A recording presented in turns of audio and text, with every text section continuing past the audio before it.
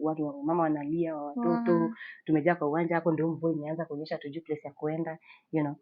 So this lady that I was tulikuwa tunasoma na yeye akakuja kuchukuliwa. There was a guy in a lorry with a lorry, amekuja kubeba vitu zake, na pia huyo guy, the guy alikuja na hubby wa the lady.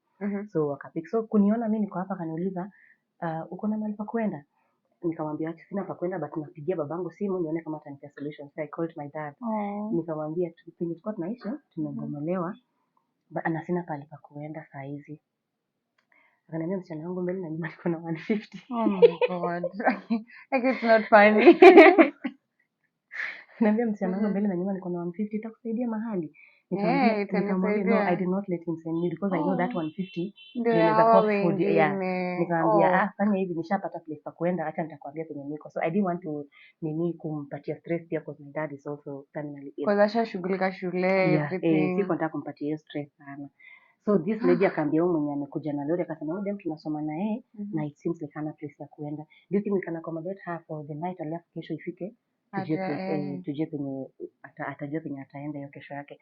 So they carried me, tukaenda kwa mahali kuna Tasia. Tasia unaingilia fedha hivi, and then you go place. Kuna hiyo mtu asiji tuko naenda tu Slum, of course. Kuna hiyo siwe jiko hapo katikati ya Tasia and Doni. So tulikuwa mwisho kabisa, tukaenda tukapata yeye anaishi huko, tukalala hapo. Kesho like mimi niko na stress. At this point, mind yako unafikiria utaanzia wapi? What's going on? And now that I'm telling you, nilikuwa nasoma CPA. So CPA nilikuwa nasoma tu kwa library. Nimebakisha like sasa 3 weeks kufanya sasa another exam of the second part. So siwezi enda home, juu siwezi acha hiyo mtihani. So you have to finish what you started. I have to finish what I started. Like lazima nimalize juu CASNEB nayo inakuanga una book, nimeshalipa.